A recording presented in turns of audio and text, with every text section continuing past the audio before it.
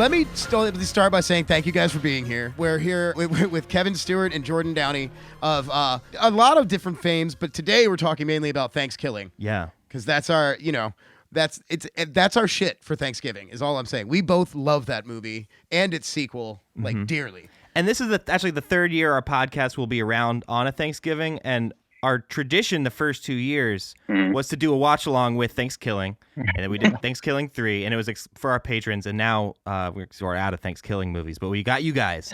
So really, this is our desperate plea to you to make another Thankskilling, so that we can continue our tradition, or the long lost Thankskilling 2. Yes, who knows. So you guys wrote the film together.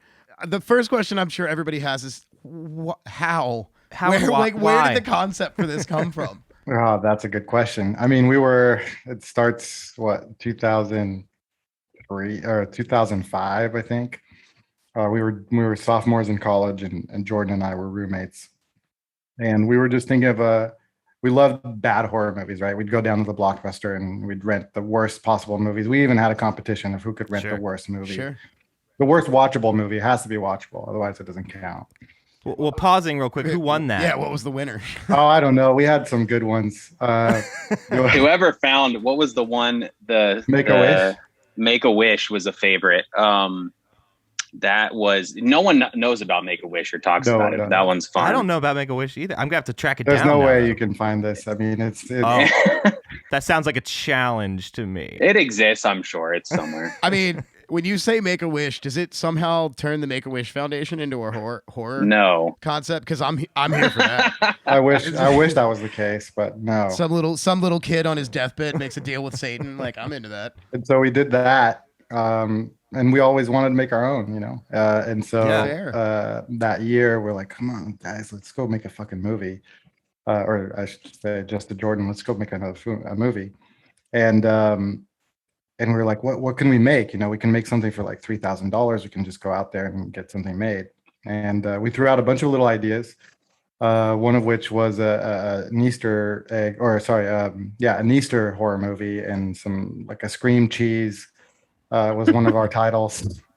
Scream cheese, yes. like a killer cream cheese. Somebody who dies in a vat of acid. I don't know.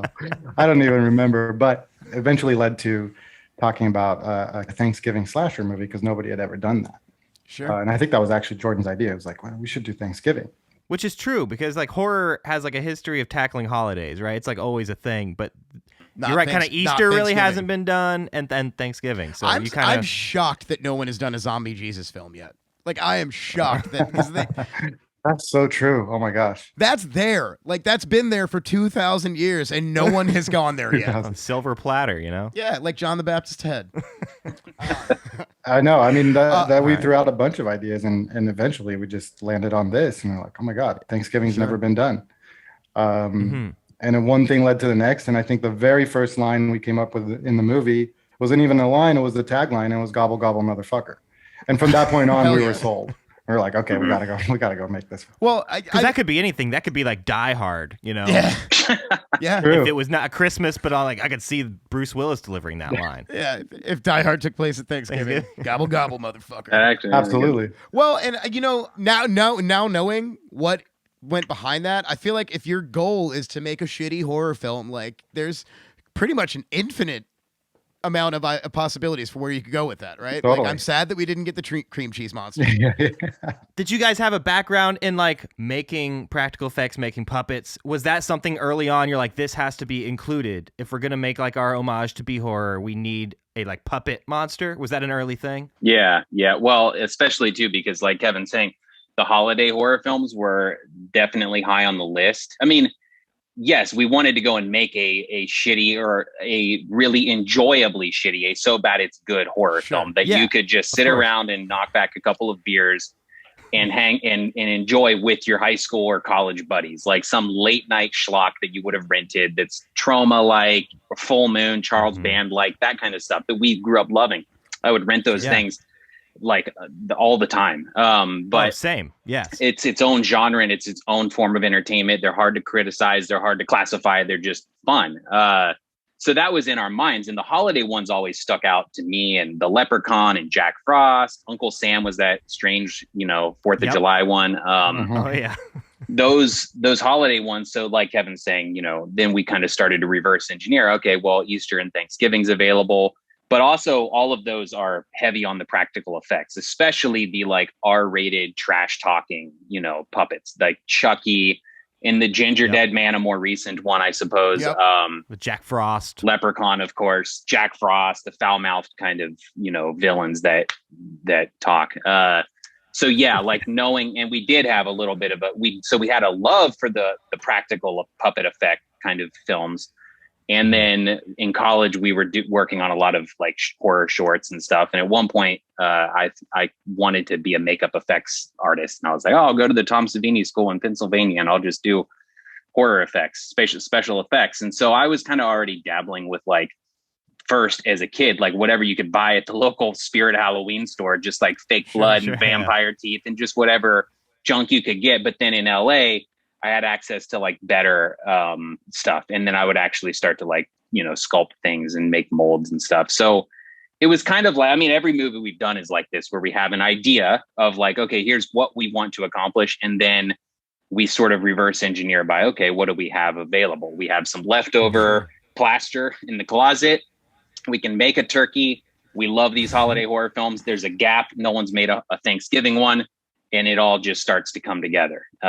That's cool, because I see that also in The Headhunter, right? Because I feel like it's a beautiful film. It's tonally a polar opposite to Thankskilling. But I also see like it's also simple in that way, that like you have an amazing location. You have, again, your practical effects that you're bringing, and you have a great actor. And like that's really the trifecta of what that movie is. And again, like you're just approaching with a simple mindset as best you can. Well, specifically the third act practical stuff in The Headhunter is like real reminiscent of Thankskilling in terms of puppetry, right? Like some of the skeleton stuff in that is, and it's fucking terrifying. Well, I think Evil Dead too. It very much makes me think of some moments in Evil Dead. I was thinking Dead Alive as well. Yeah. Like some of the puppetry in Dead Alive is very, I don't know if that's an influence, but if it is, it makes a lot of sense. Yeah. Oh yeah. Oh, of course. Yeah. So Thankskilling 3, there might be more puppets than people in that one. For there sure. is 100%. Yeah, there's definitely more puppets than people. Was that just like a choice? You're like, man, I'm sick of dealing with actors sometimes. We're just going to replace half these people with puppets and call it a day. Do you remember early on? I'm trying to think like when that came about, because it wasn't like that was Thankskilling 3, the skipping a sequel idea was really kind of like the thing that hooked us and sort of said, okay, this is probably worth doing because it's so ridiculous and no one will ever let us do this later, so we should just do this.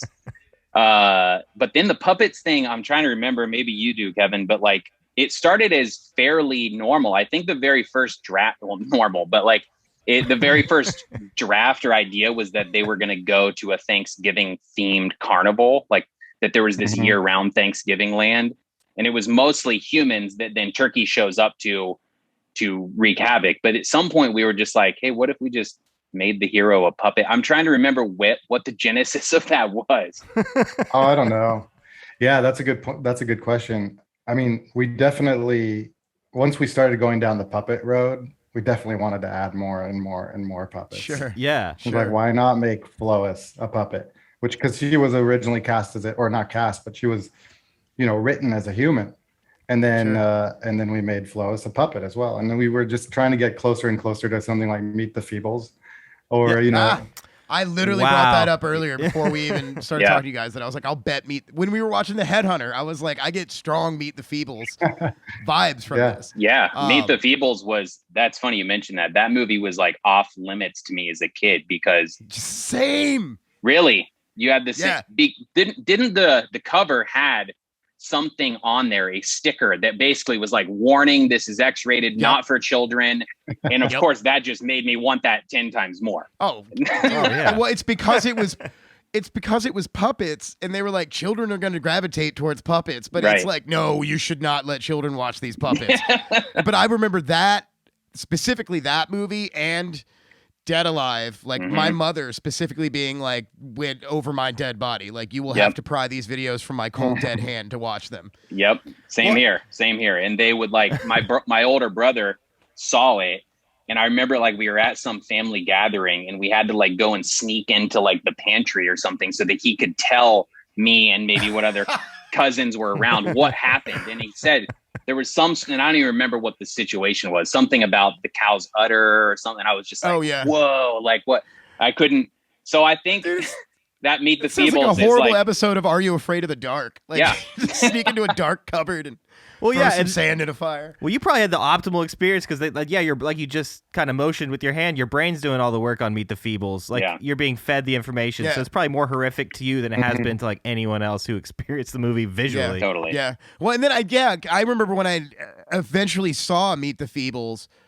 It was no less horrifying and shocking than it would have been otherwise. But like, there was a small part of me that because it had been so hyped up that I was like, well, Yeah. could have been worse. I'm not as traumatized as I thought I was going to be. Yeah. Totally. I agree. Yeah. And so those things, those were super big influences, as well as like the more recent stuff like Wonder Chosen or Oh yeah. Hell yeah. Oh yes. With PFFR and those guys. TV Funhouse. Yeah. Yeah. Those yeah. R-rated vulgar puppets was like sort of this really niche subgenre that there's only a few of these things, and we love Jim Henson for all of its PG-ness. I'm a huge Muppets fan, and so like I think just the chance to do a super puppet heavy thing was like really exciting to us for all these reasons. Sure. Yeah. So it was that, and also you brought up earlier how excited you were about the skip a sequel. I know fans crowdfunded a lot of, especially both of them, I think, but especially the third/second one. Mm-hmm. Were you not that interested in doing a 2 until the idea came around to do 2 as 3? Or 3, if that makes 3 sense. as 2. 3 as 2. Yeah. I'm trying to remember if the 3 skipping the sequel was right there from the very beginning. I think it might have been. And then that's how we framed the Kickstarter, I think, was that it was going to be Thankskilling 2, and then we're going to pull the rug and be like, actually, guys, doing something way cooler. Well, has there ever been a conversation about should we make Thankskilling 2? Oh, yeah. Like, should we make the long lost Thankskilling? And if so, why haven't you? Is my immediate question.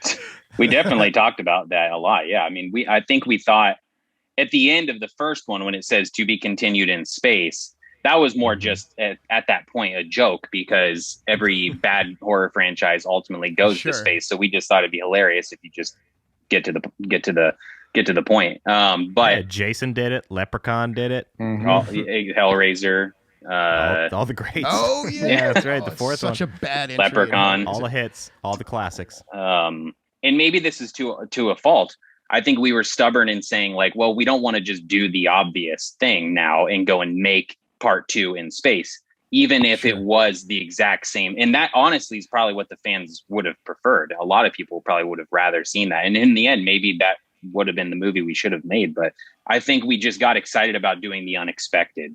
Because in between Thankskilling, like Kevin said, we made that when we were in college during summer break. So then we had to go back to school and finish, like, Thankskilling is sitting on a hard drive while we're like writing reports and papers and and finishing school and writing other scripts and pitching things and trying to make all kinds of different projects. So it kind of like, even though it went Thankskilling and Thankskilling 3 as far as the movies we made back to back, there was all kinds of other stuff in between. So I don't think we were trying to do a Thankskilling sequel right away until maybe the first one started to develop a little bit more of a following. And I think we probably then felt energized by that to sort of be like, okay, well, all these other things aren't really working. Maybe we should explore this. Well, I appreciate like what you guys did on the third/second one, because I think the unexpectedness is what makes it a fun film. Yeah. Because if you just did the same as the second one, I mean, you've taken the killing turkey where it needs to go with the first one.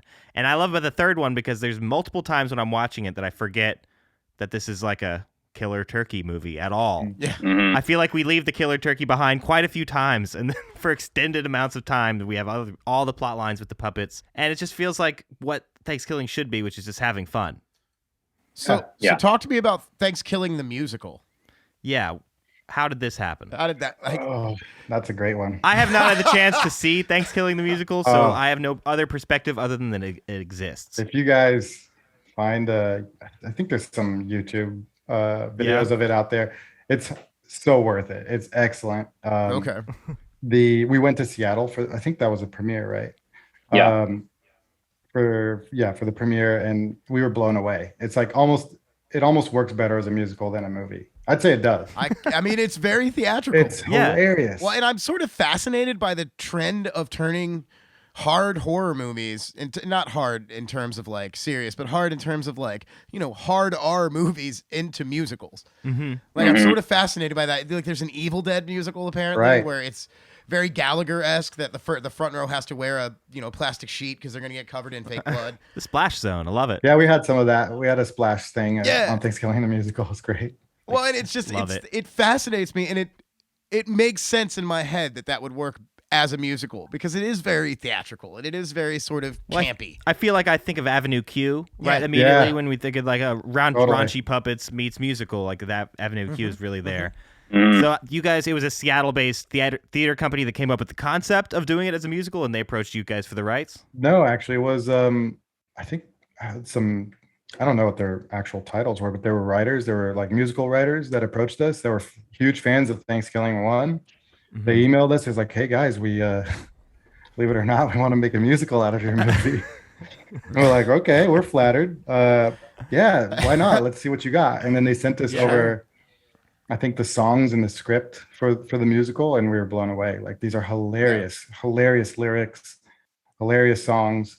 And we said, yeah, go for it. I mean, and then they, we gave them the rights to it, and we took a small percentage, and they went off and made it.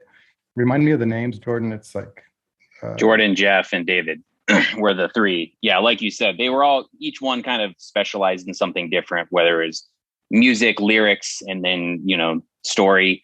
But yeah, we were sort of skeptical when they wrote us, because I mean, that's just an odd request, right? And you also don't know, like, well, that's a lot of work. Like, are you guys going to actually follow through with this? Because even though it's Thankskilling, that doesn't mean that it still isn't hard to like go through the process of making a musical. But then, like Kevin said, the script was hilarious, and we were like, okay, well, let's give this a chance. And it was a bit far and away better than the movie, and we felt that way. Anybody who saw it, it's different. It just worked better. And we didn't even really think about that in the movie, because there is that musical number, the Best Friend Billy song that's there.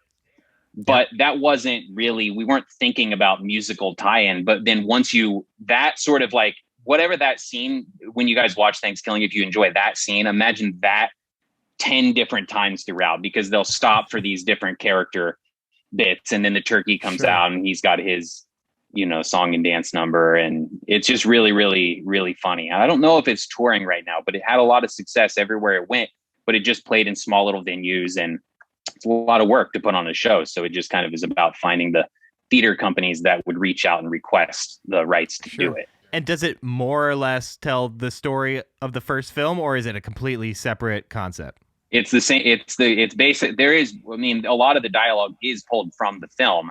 The biggest, and so plot wise, story wise, it follows the exact same thing. They just sort of like, add to certain things, like Billy and Darren being best friends and possible love interests that's kind of hinted at in the movie. They just like expound upon that and make it a bigger thing. And they have like the dreamy moments. And there's a lot of like really inappropriate John Benet Ramsey stuff throughout. And well, that always spices things up. That yeah, exactly. It always gets a response, at least. Right. Well, so Jordan, early on, you worked pretty closely with Wes Craven, yeah? I wouldn't say really closely at all. No, I mean, I worked. I was an intern at his production company. Okay. And so I was working more closely with his assistant and with the other people in the office. But I would see him and talk to him every now and then. I mean, even just being in his presence. Yeah. In a marginal amount, you know what I mean? Like, can we talk about that a little bit? Like, yeah, sure. Like, what era? What year was that? Like, what films were being made while you're, I guess, interning there? It was 6 months about that I was there, give or take. And it was during, they just had made and released The Hills Have Eyes 2. And they were cool. When I was there. So it was basically, they were going through drafts of Last House on the Left, the remake. So this was 2007, 2008-ish, I think 2007. Because Thankskilling, I remember actually bringing it into the office to showing, not to him, but to somebody else that was, that would have been, but it would have been like, and you work for me. Is that? Yeah. Yeah, that would have been funny. So Thankskilling, we had shot it. So Thankskilling and this, overlapped. But yeah, I mean, I was just doing like office, duties as far as answering phones, reading scripts, coverage, watching screeners and stuff. Like they had me watch this. They had this like burnt deep blue DVD that like was in a little like with a Sharpie on it and just said Paranormal Activity, and they're like, here, check this thing out and see if it's gonna holy shit, see if it's gonna be like, see what you think. Apparently this is like gonna be big. I was like, all right, this looks and put it in and just watched it like alone in the office, and I was like, guys, this is terrifying. Awesome. All right, I'm glad I was hoping you were gonna have that reaction if you was like, yeah, this sucks. No, it got me. The first one for sure. Awesome. Yeah, I had the same reaction. Like very few films around that time were able to scare me. I was pretty desensitized to genre. Sure. But I made a point to like watch that one alone. Shut the lights off, and it really did have an effect. Like that movie's pacing and that movie that was just sort hit of a its chord, major selling point at first, yeah. right? That it was bringing, because that movie came out in a kind of a dark time for horror, like mainstream horror, when everything was PG-13 and like had the same basic plot and like 3-word title, and then Paranormal Activity was like, you remember what it's like to be scared? Here. And it came out of nowhere. It wasn't like a big budget Hollywood thing. It's sort of just like, it could be real. That was a great moment. Yeah, it was like totally. kind of what Blair Witch did 10 years prior to that.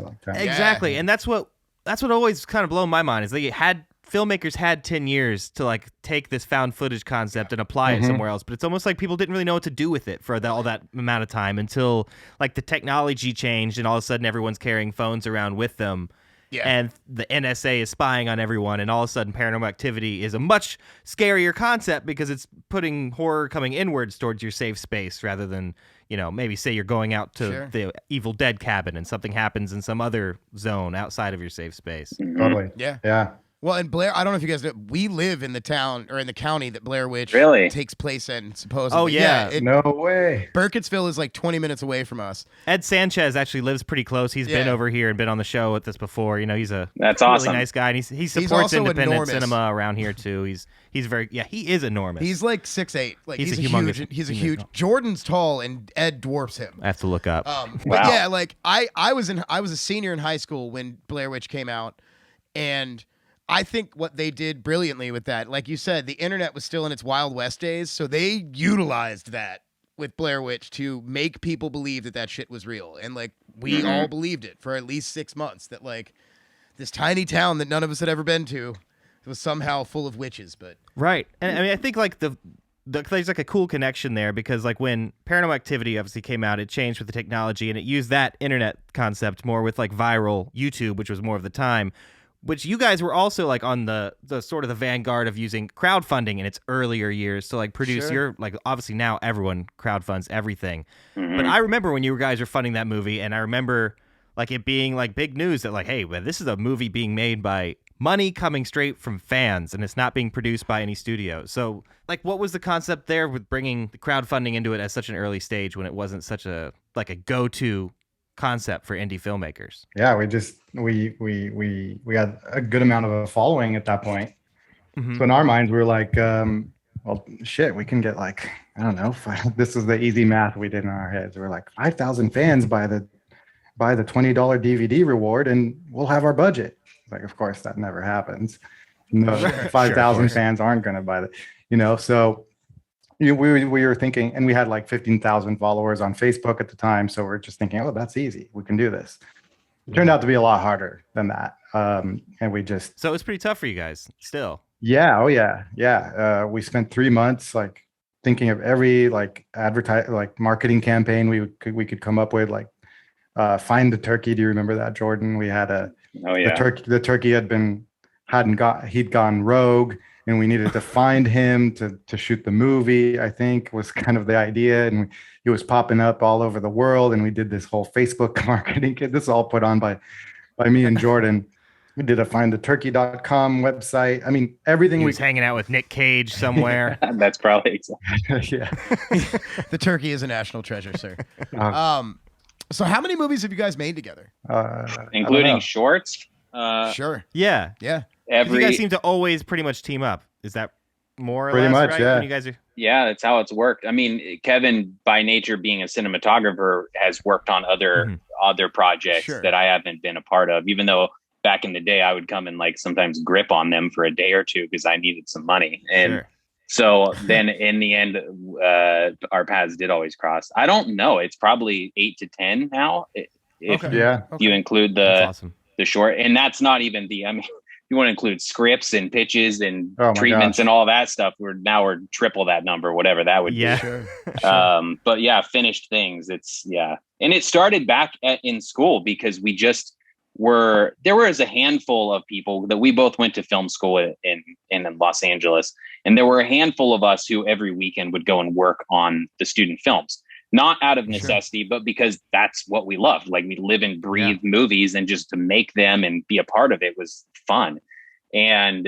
But we were some of the only ones that then would say, okay, well, why don't we just use the resources and the facilities and the equipment and go make our own movies? So there was a couple times where there was like sets left built from other people's projects that we would then just go in and use them to make our projects for. We'd get like leftover film stock, and Kevin worked in the camera department. I worked in the lighting department. So we both had keys to just be able to basically come and go with whatever gear we wanted.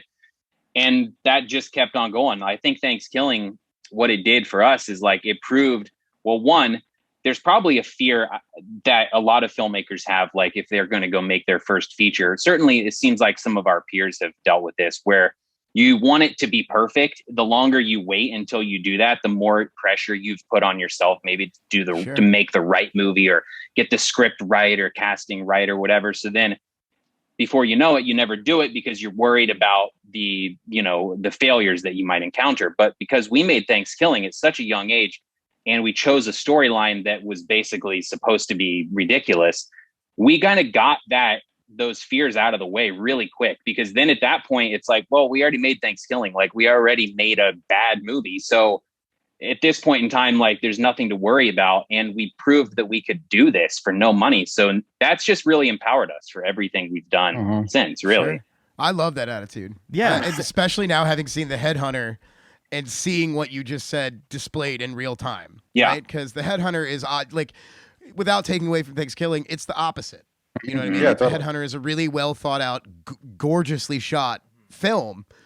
And I love the fact that I love what you just said, that you're like, let's get this shitty but great movie out of the way early on and dispel all those fears you have about making a feature. Because like, you know, as a creative, I can confer with that. The idea that like when you make that first big project of yours, like the second guessing yourself is what stops it from ever happening. Right. Right. Because you're like, oh, I have to get every Pretty possible much, yeah. thing perfect. Yeah. Or the fear that thing will define you forever, which I think Yeah. the Headhunter clearly proves that that's not the case. Yeah. Like the Headhunter, I think, is a really, really strong like return for you guys to work together, and like it makes a strong point. Yeah. The whole film. Thank you. Since it went on Shudder, we watched it, and we were both like blown away on not only with like just the cinematography about it, the tone, the lack of dialogue, and the practical effects still, having such a presence in the film without being overbearing or, drawing away from the human story. Mm-hmm. And so I had a question, where were you guys shooting for that film? Because the locations are amazing. Yeah, we shot that in Portugal, where I'm originally from. I grew up there. Okay. My dad's American, my mom's Portuguese, but I was in Portugal till I was 17. And my grandmother lives in the north of Portugal in this small 200-year-old village. And, Jordan has known this for a long time, but we've been always talking about, like, got to go shoot a movie there. This is such an awesome location. Sure. And finally, we came up with an idea that would work for that. And we were like, well, maybe we can pull off a medieval movie, because it's a 200-year-old village. There's not much technology around. And as you saw in the film, like we use an old water mill, which was where the headhunter lived. Right. And we kind of dressed it all up, and, we did everything ourselves, the production design and all the monster heads and all the corpsing and all the stuff that's in the movie, basically, that gives it that lived in feel. And that was all done by, Jordan and I and some other friends that were there. It was a 4-man crew total. Wow. And one actor. Oh, wow. Who did the sound design on it? Because the sound design is just as brilliant as anything else in it, in my opinion. I'm glad you're catching that, because Eric Wegener, he did the sound design and he's amazing. He's worked with us on a couple other movies as well, and yeah, a lot of people actually have said that. It's like the sound design in this film is incredible, because there's not much to work with. It really does. Well, and I've said for the last few years that there's been a number of genre films, both mainstream and more indie, that have come out that have really made a return to using sound to scare the shit out of you. Like, I think of like Ari Aster as more the mainstream end of that, where it just like his films sound just as scary as they look. Right, creating sound motifs so like that return. Totally. And I saw a lot of that in Headhunter, where it was like there's a lot of off-screen sounds that you hear that really fill out the plot and like make it scarier somehow. Yeah, and it was a lot of fun to like kind of realize that when you strip back the the traditional aspects of film where you have multiple characters in a scene talking and explaining plot and character points that you would normally get and all that stuff. When you remove all that and all you get is a single camera, cinematography and sound and score to do the work of what that other character in a scene would have normally done. That's awesome. Like, I love that in a movie. And like, I wish there were more movies like that, and that was really like our goal, was to make, as much as we love like art house films, obviously we started talking about Peter Jackson and Thankskilling at the beginning of this. So we have this other like campy, pulpy, culty sort of like interest in this as well. And that's, I think, like, hopefully Headhunter is much more like our voice, and it's the hybrid of both of those worlds. And that's something like I've been excited to try and do, especially since Headhunter, but leading up to that point as well, where you could have something serious and quiet that makes you think, but it also does deliver in the third act, hopefully, on some gory fun that gets loud. It's in your face. It's aggressive. It's fantasy. Like, I wish that there were more movies, because it seems like movies tend to fall into one or the other directions. You either, well, we're really slapstick and silly, so we can't take this serious, or, well, we're so serious that we can't possibly have a puppet in this. Right, sure. And I think there can be something in between. Yeah, and I think like Peter Jackson is a great example of someone who does that and followed that same trajectory. You started off with things that were obviously very puppet focused, and obviously blended that love of practical effects into films. And, And I mean, if you look at like the Weta studio that did all of the Lord of the Rings movies, like the first ones, not the Hobbit, not the Hobbit movies, but the first Lord of the Rings movies, there's some genuinely terrifying practical effects in those movies, even though they're more for children and they're not as scary as, say, like Dead Alive or Meet the Feebles. But like, yeah, he absolutely is the kind of the master of blending that campy and that puppetry with like, I'm gonna scare the shit out of you today. Yeah, and I to reel that back in, I think you guys do a really good job of hitting that mark in the Headhunter. I also got vibes of like almost like Jarmusch's Dead Man. Yeah. At moments throughout that, where it's just like, hey, we're just going to sit and we're going to create tone. Yep. It is medieval, but at times, like, we had this little debate whether is this medieval or is this some like sort of like post-apocalyptic, specifically because of the use of the coffee grinder as the prop. The damn coffee grinder. That's a low budget. But for us, it honestly complicated through like a little mix of things, and they're like, oh, well, maybe like this is actually like the future past, or that kind of thing, or this is like a worst case scenario future or something that we're living Mad in. Max somehow. Mm-hmm. Yeah. So I mean, for me, it didn't take me out of it. It just kind of like, ooh, that's like an interesting spice. Yeah, we found that coffee grinder in one of my grandmother's places or something, and we're like, oh, this looks kind of old and medieval-y. Let's put that in there. Without even really thinking about it. See, and I think that's why I recognized it, because my grandma also had one, and we had it sitting in my house when I was a kid. So I was just immediately it's a grandma's old coffee grinder. Yeah, there you go. Yeah, well, I think they're more like Civil War era or something. But yeah, we weren't really. We were sort of basically inspecting everything with our own medieval goggles, which are highly not historically accurate. Well, in either way, it still works narratively. Like, it still works as a narrative, as a plot device. Right. Well, especially because the film kind of embraces the fact that you don't need to explain too much. Like, we know all we need to know about the environment. We get the heads on the wall, but we don't know a great deal about like what these things are, their relationships, like how smart they are, sentient. The greater world is still left pretty open, and I feel like that's kind of what works for it, is we just get this one man's perspective on this clearly larger world that he's in. Well, and Kevin, before I forget, this is completely off topic. I want to talk about Unfriended Dark Web. Sure, yeah. Because it's such a unique thing for a cinematographer. I feel totally, like, yeah. and like what headspace were you in? What was your approach to doing that? Because there's nothing traditional about that cinematography wise. Oh no, totally. I mean, it's always a good challenge, right? Whenever something like Sure. that appears and it's something you've never seen before, you're like, oh, how can I make this as realistic as possible? And that was my approach. It was like, man, this is a funny story. I spent a lot of time on chat roulette because I was looking for people's real setups. Like independently or just for just no judgment. He's like, it's becoming a problem, actually. Were you the guy washing dishes on chat roulette? No, I was specifically doing it for this film. And because I was like, oh, I want to find real setups of people using their webcams and what the lighting is and what's the angle, why is the camera being used here, and so I would go on chat roulette and I wouldn't talk to anybody and I would be like, I'd screenshot different people's setups and I saw a lot of dicks in the mix of all that. No, Lord, yes. Well, but I would ignore that, go on to the next. You go to the beach, you expect seagulls. Of course, of course. I knew what I was getting into at the time, but. He bought that ticket. He took that ride. But it was good. It was good because I actually pulled some screenshots from that. I might still have them.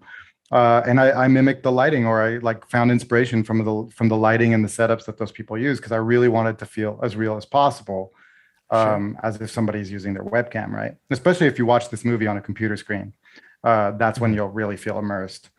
Was it actually shot with webcams? Yeah, or that's was my it shot with question. like normal cameras and then GoPros. edited after We shot with GoPros. Okay. So almost like a So it's webcam, right? I So mean, it's a healthy medium, yeah. Was there that discussion though? Like, do we shoot this on do we just really, really do it with a webcam, or was it always we need to scale it down from a better image? no, there wasn't really that discussion. One, because the movie Unfriended, the first one, had already been made, and they'd kind of like established an MO for that. And so they're like, we're going to do GoPros. We already know what to do. It's like, cool. That sounds good. But the whole system was actually pretty complex. Like, we had 5 or 6 actors in one house. Each one of those rooms was designed differently so that they looked like in different parts of the world, right? But then we had to run the GoPro feed from one of those people all the way to each of their computers so they could see them. So it's kind of like a wired Skype. So we were not using the internet so that they could see each other. We were wiring their cameras to each other, essentially. Okay. So we had all these wires going throughout the whole house. So it was like closed circuit, but yeah, basically closed circuit Skype, that they could see each other in real time, because that was super important for performances, that they could see they were reacting to each other in real time and not with a Wi-Fi connection.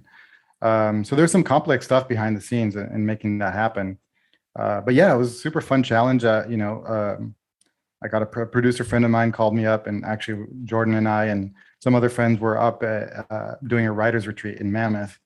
And I got called up, and he's like, hey, I want to put you in the hat to shoot Unfriended, or to shoot a Blumhouse film. That's what they told me. I was like, oh shit, yeah, that'd be fucking awesome. Yeah, great.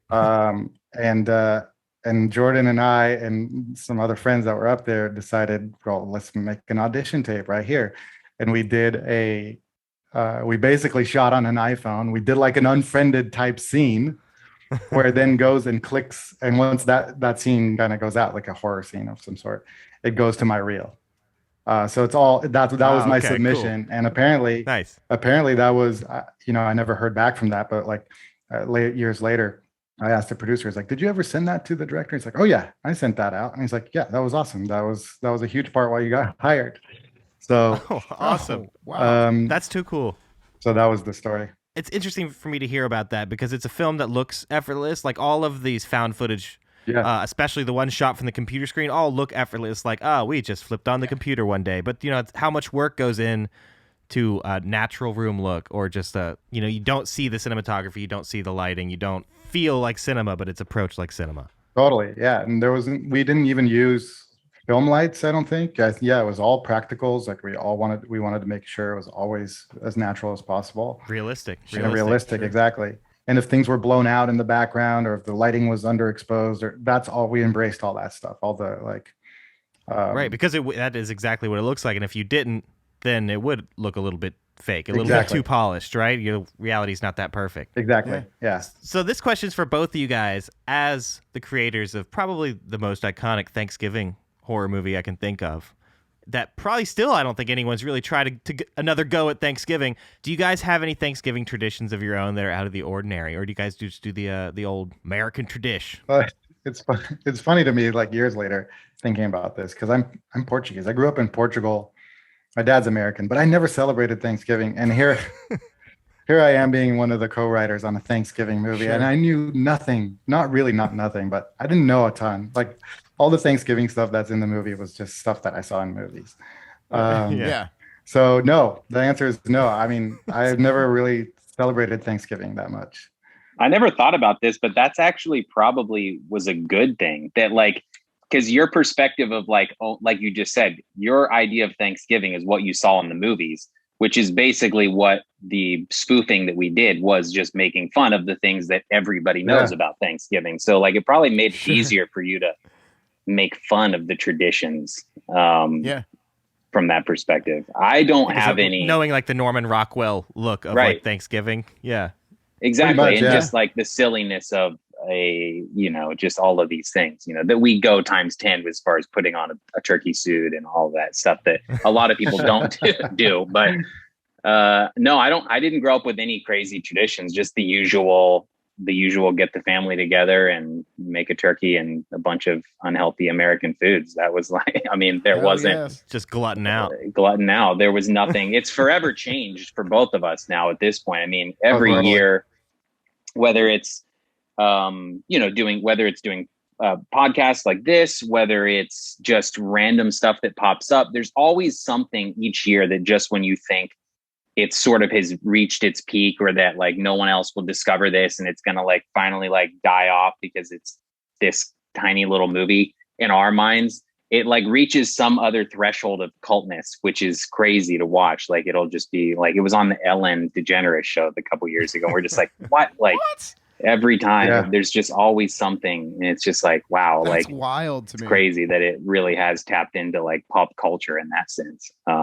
And I think you'll find that horror fans really just don't let things die, right? We find movies we love and we love them forever. And well, it doesn't matter. The more obscure and the crazier it is, and the more exclusive it is to that community, I feel like the harder it's embraced. Well, I think that speaks volumes about the genre community, right? Like we're all sort of outcasts in our own way, right? So like when we latch on to something that just embraces that ideal, like, we're never going to let that die. No, we're going to go watch it every year at Thanksgiving. There's a reason I have Barbarella on Laserdisc.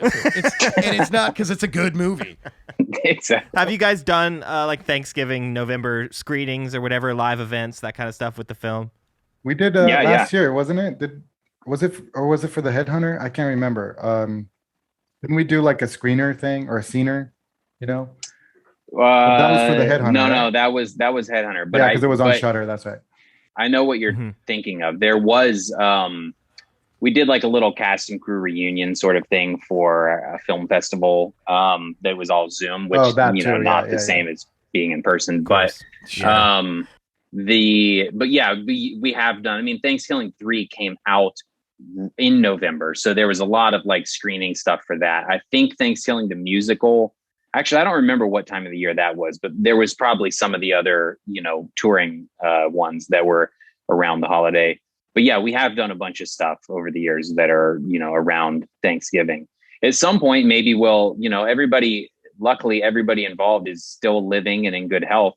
And unfortunately, like we never really got, because it was such a small crew, we never really had like a lot of behind the scenes footage or anything. And it still isn't on Blu-ray.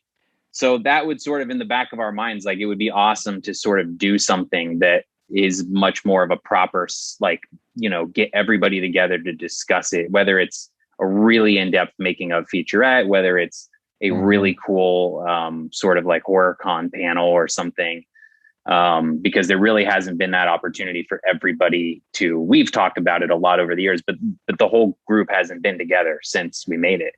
Wow. So are you guys developing anything together now that's going to be coming out, or is there something new on the table? Yeah, that you can talk about. I mean, we're super excited about like literally this, basically the past couple of years since Headhunter, we have been developing all kinds of different projects, but they just so happen so that like basically the past year has been spent mostly on two things. One is more of a pitch. One is a finished script.